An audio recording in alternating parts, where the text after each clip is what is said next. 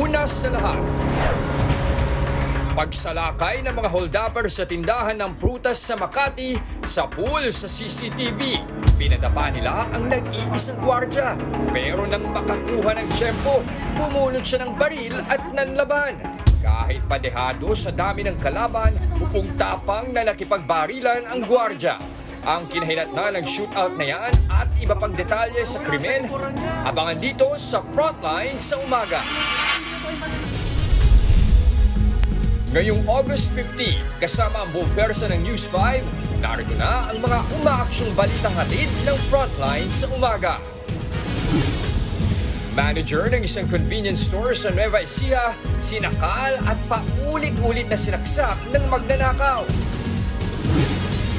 Pagnanakaw ng motorsiklo sa Quezon City sa pool sa CCTV.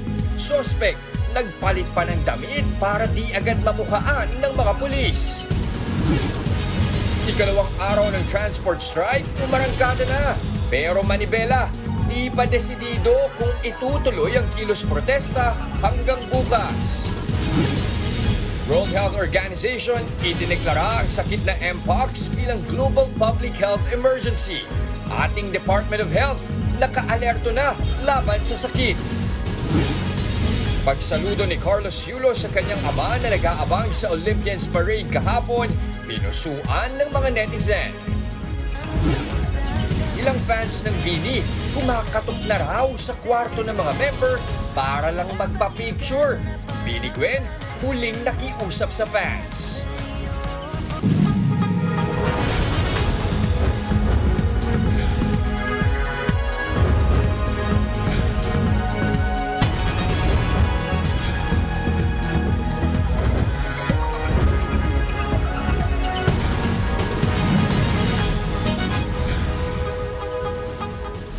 Sa barilan na uwi ang pagsalakay ng mga holdupper sa isang prutasan sa Makati. Ang shootout nasa pool pa sa video. Nakaligtas ang gwardya habang napatay pa niya ang isang suspect. Nasa frontline ng balitang yan, si Dave Abuel.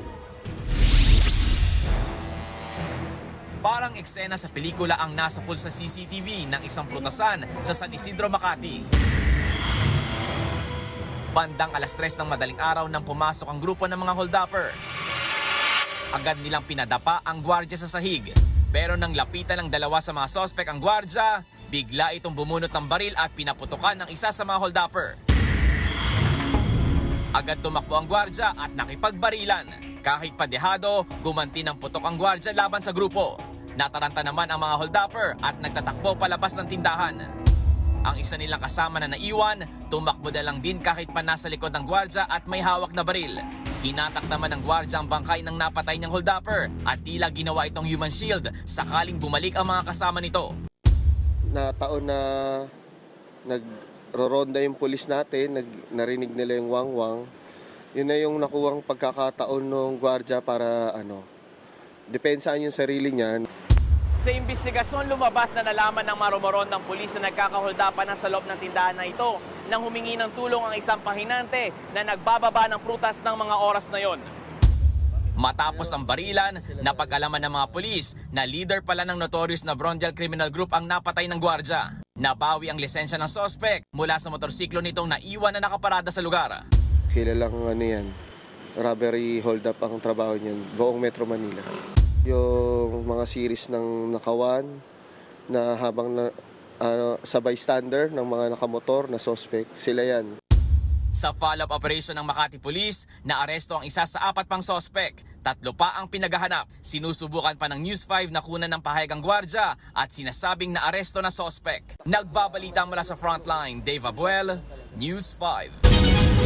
Sa Quezon City, arestado ang isang lalaki na tumangay ng motorsiklo. Ang sospek, 9 na beses na palang labas-masok sa kulungan dahil sa iba't ibang krimen. Nasa frontline ng balitang yan, si Hannibal Talete. Sa pool sa dashcam ang nakaitim na lalaking yan habang naglalakad sa barangay Santo Domingo, Quezon City. Sa isang anggulo ng CCTV, makikita ang lalaki na dumaan sa mga nakaparadang motorsiklo. Napatingin siya sa isa sa mga motor. Saka bumalik at kinalikot ang top box bago naglakad ulit palayo. Makalipas ang ilang oras, bumalik ang lalaki. Pero pulang damit na ang suot niya at nakatalukbong ng itim na tuwalya. Agad siyang sumakay sa nakaparadang motor at tumarurot paalis. Nang malaman ng may-ari na nawawala ang motor niya, agad siyang nagsumbong sa Laloma Police. Dito na sila nagsagawa ng backtracking at naaresto ang suspect. Nabawi sa kanya ang ninakaw na motorsiklo pero tanggal na ang top box. May narecover din sa kanyang baril at mga bala. Naninakaw din pala niya sa isang CQ. Bago po nangyari yung pagnanakaw ng motor, meron na pong report dito sa Laloma Police Station na meron ding nakawan na nangyari doon sa isang establishment na binabantayan po ng security guard.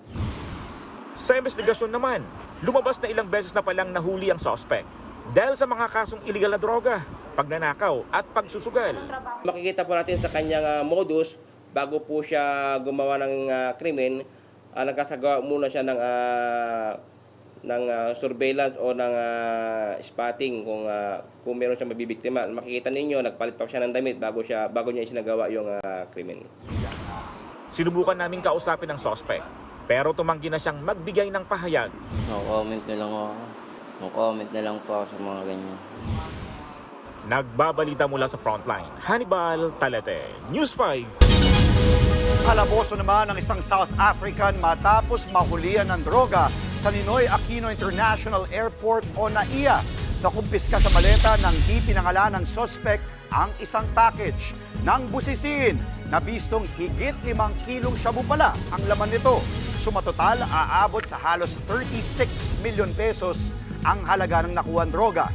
Agad naman dinala sa tanggapan ng PDEA ang suspect para sa documentation at pagsasampa ng reklamo.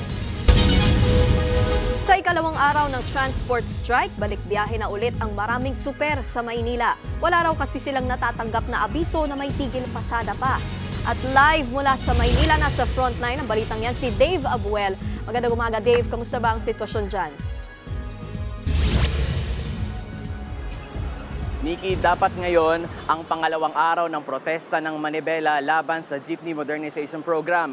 Pero wala munang protesta ngayong Huwebes ang miyembro ng Manibela na Paco Rotonda, Nagtahan Jeepney Operators and Drivers Association Incorporated dito sa Nagtahan sa Maynila. Hanggang bukas sana ang protesta ng mga tsuper pero tuloy operasyon muna sila ngayong Huwebes dahil wala naman daw abiso mula sa kanilang mga leader na huwag bumiyahe. Kung sakali raw na may bumabang utos, saka lang daw sila titigil sa pagpasada. Hiling pa rin nila na sana mapakinggan ni Pangulong Bongbong Marcos ang hinaing nila na sinasabing minority. Habang tumatagal daw kasi, mas lalo silang nahihirapang itawid ang pang-araw-araw nilang gastusin. Mas masayang papasok ngayong araw sa trabaho ang mga commuter. Hindi raw kasi sila nahihirapang sumakay ng jeep dahil tuloy ang pasada ng mga jeepney drivers ngayong umaga dito sa Nagtahan, Maynila. Narito ang mga pahayag ng ilang pasaherong nakausap natin na hindi nahirapang sumakay ng jeep ngayong umaga.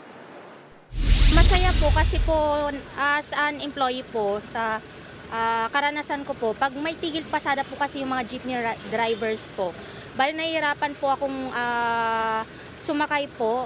Thankful naman kasi di kami mahirapan sumakay at makakapasok kami on time sa trabaho. Nikki, sa mensahe na pinadala ng leader ng grupong Manibela na si Marval Buena, sinabi nitong pahinga muna silang ngayong araw. Samantala, ayon naman sa lokal na pamahalaan ng Maynila, nakahanda naman silang umalalay sa mga pasaherong maaabala kung sakaling magtuloy ang protesta at tigil pasada. Nikki. Maraming salamat, Dave Abuel. Mula sa Maynila, magtungo naman tayo sa Quezon City kung saan binuksan na muli ang Kamuning Flyover Southbound. Para sa detalye, live mula sa Kamuning, nasa frontline ng balitang yan si Hannibal Talete. Hannibal, anong latest dyan? Yes, magandang balita sa mga motoristang dumaraan dito sa EDSA.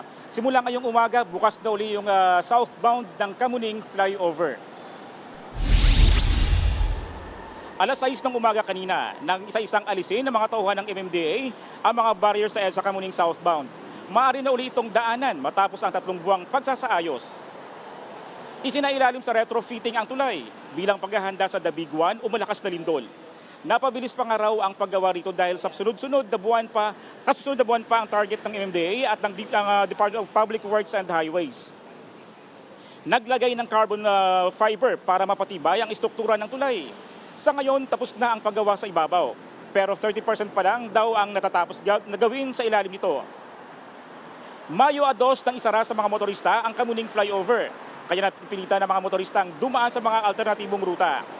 Ang tulay sa Magallanes naman, sinimulan ang pagkumpuni Abril pa.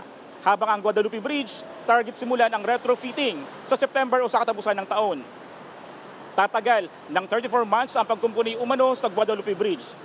Just sa ngayon ay mas maluwag ang daloy ng mga sasakyan o lagay ng trapiko dito sa may service road ng Kamuning.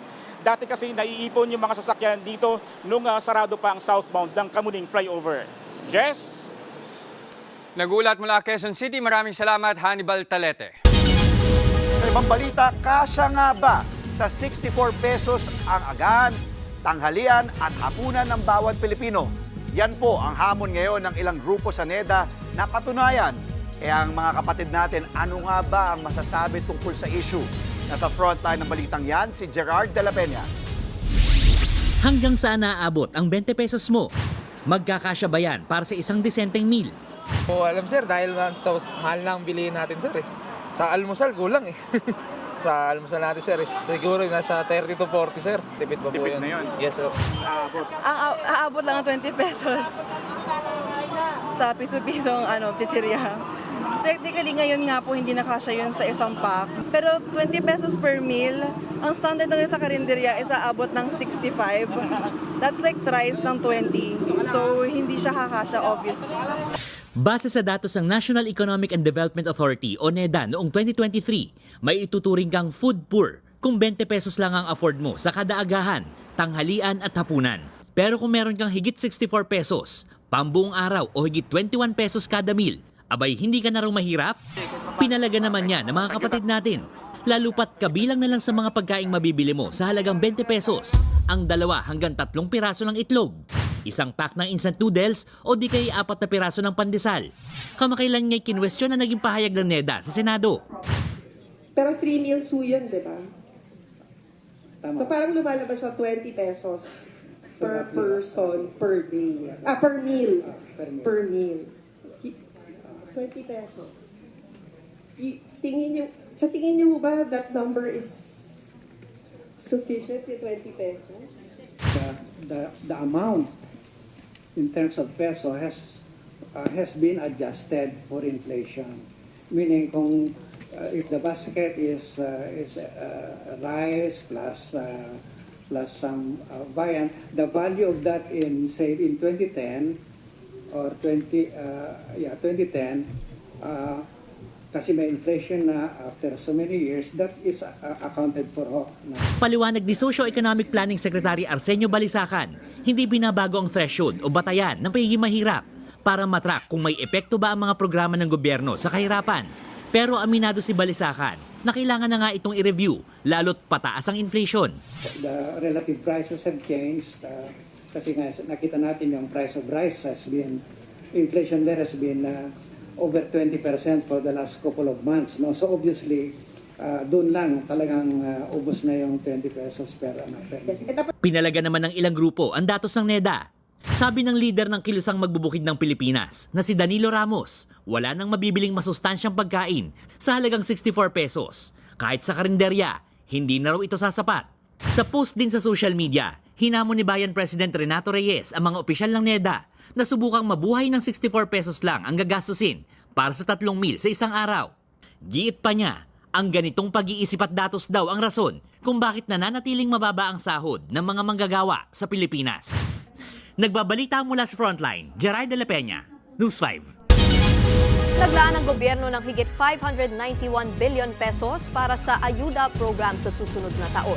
Ayon sa Budget Secretary Amena Pangandaman, pinakamalaking alokasyon dito ay napunta sa Pantawid Pamilyang Pilipino Program of For Peace. May nakalaan ding pondo para sa assistance in crisis situation, tupad program, free tertiary education at sustainable livelihood program.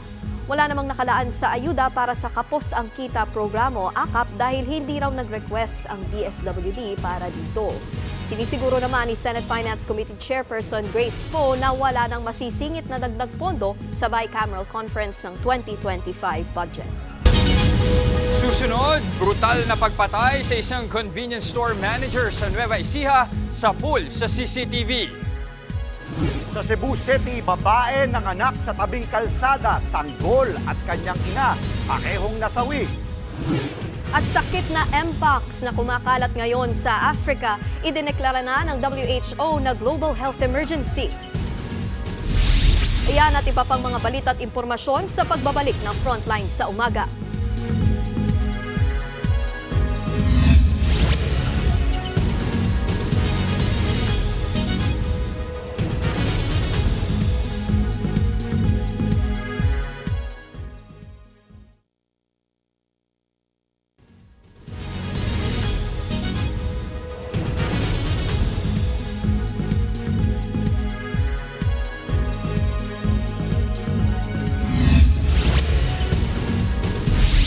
Sa pool sa CCTV ang ginawang pagsakal at pananaksak sa isang manager ng convenience store sa Nueva Ecija. Ang sospek di tumigil sa pagsaksak kahit lupaypay na ang biktima. Nasa frontline ng balitang yan si Gary De Leon. Kumakain sa storage room ng convenience store ang manager na ito nang masapul sa CCTV sa Cabanatuan City, Nueva Ecija noong Biyernes. Maya-maya, pumasok ang isang lalaking naka-face mask at sinakal ang manager gamit ang tali. Nagpambuno ang dalawa hanggang sa maglabas ng kutsilyo ang sospek at inundayan ng saksak ang manager. Natumba at napahiga sa sahig ang biktima pero hindi pa rin siya tinigilan. Kahit sugatan ay pumapalag pa rin ang biktima at tinadyakan ng lalaki. Dito na nilak ng sospek ang pinto sa itinuloy ang pananaksak sa biktima. Hindi tumigil ang sospek kahit nagkalat na ang dugo sa sahig. Ilang segundo pa ang lumipas bago tinigilan ng sospek ang nakahandusay na biktima.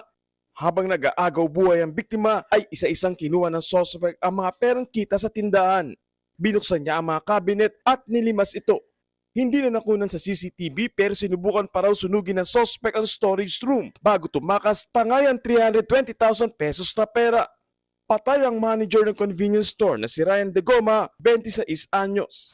Makalipas ang ilang araw, natuntun at inaresto ng mga pulis ang sospek na si alias Buboy.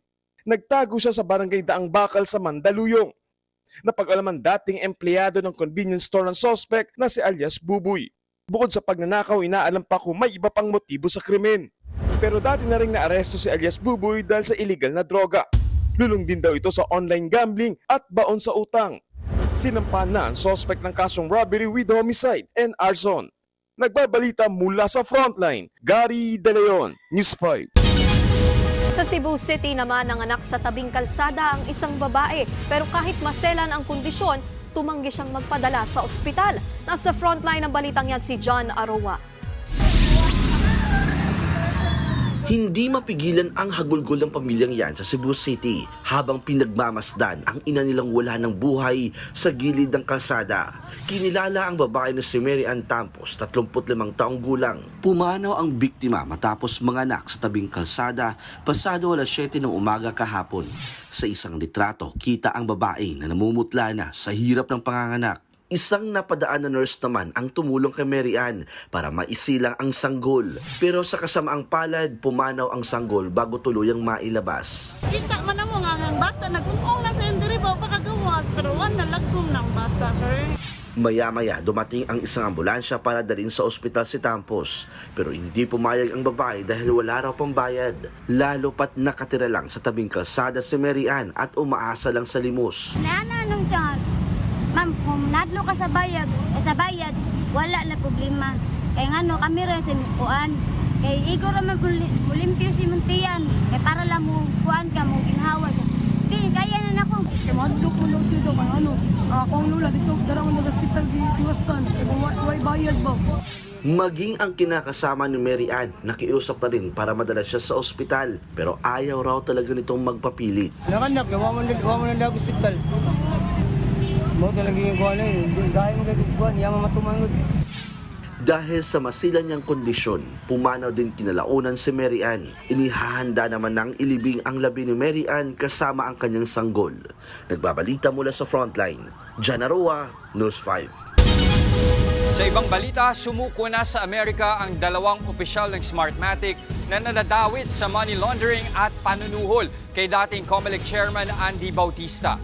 Base sa report ng Florida-based newspaper na Miami Herald, kusang sumuko sa Miami Federal Court ang co-founder ng Smartmatic na si Roger Piñate at ang dating Vice President for Hardware Development ng kumpanya na si Jorge Miguel Vasquez. Kasama sila sa 4 na na-indict ng federal grand jury noong isang linggo dahil sa alegasyon ng panunuhol para makuha ang kontrata noong 2016 elections dito.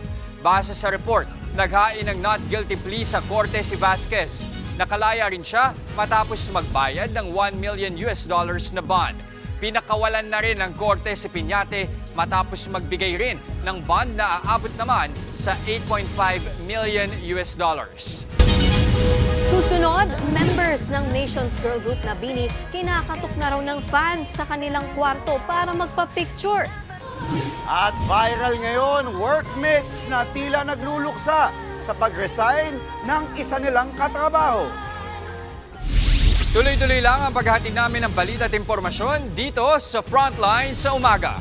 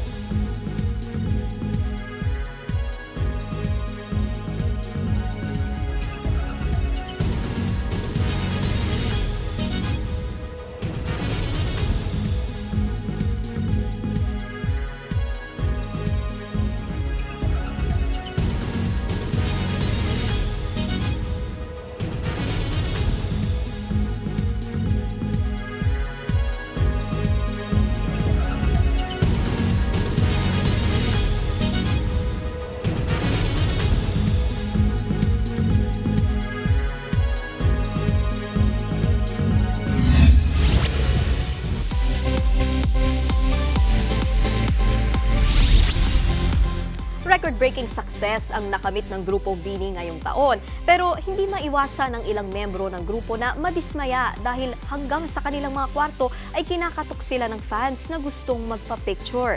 Sa kanyang post sa X, sinabi ni BINI Gwen na nakalulungkot na palala ang mga nangyayari.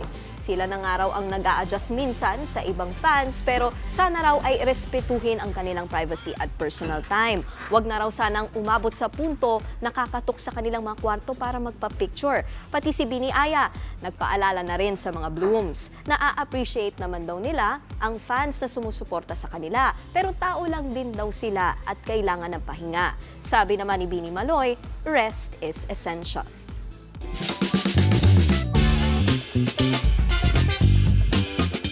Napag-usapan natin yung rest is essential. Pero minsan talaga wala, kailangan magtrabaho. Pero alam nyo, pagdating sa trabaho, importante talaga, masaya pa rin at ka-vibe mo yung mga workmates mo. Talaga ba? Talaga ba? Talaga ba? Masaya naman tayo, di ba? Masaya naman tayo. Pero syempre, ibig sabihin yan ay malulungkot kayo kapag may umalis nga sa kumpanya. Kaya naman, pinaramdam ng mga magkakatrabaho na ito ang kanilang pagluluksa ng mag-resign ng isa nilang katrabaho. Isang e-bike na may farewell tarp ang sumalubong sa babaeng si Joanne sa kanyang huling araw sa trabaho. Nang makasakay na siya at umandar ang e-bike, binuntutan siya ng kanyang mga katrabaho. Akala mo tuloy ay hihahatid na siya sa huling hantungan. Pero wag po kayo mag-alala mga kapatid ha, hindi pa naman po siya, buhay pa po siya. Hindi naman po sa libingan dinerecho. Sabay-sabay lang daw silang pumunta sa bahay ng isa pa nilang workmate para sa surprise despedida nila para kay Joanne. Yun. Ayon nga sa uploader na si Pearl, 5 taon nilang nakatrabaho si Joanne bago siya nag-decide na mag-focus kasi sa kanyang master's degree. Ito raw ang naisip nilang paraan para iparating na hindi nila malilimutan si Joanne. Dapat pala ginawa natin kay Ruth Cabo. Oo, bago siya magbakasyon. Happy birthday pala kay Ruth. Yes, happy birthday, Ruth! Enjoy ka dyan. Pahinga. Rest. Rest is essential. At kami naman po ay magre-rest. Yan po, ang mga impormasyong dapat din yung malaman. Mga balita para sa may alam at may pakialam. Kami ang inyong mga kasangga sa Frontline sa umaga.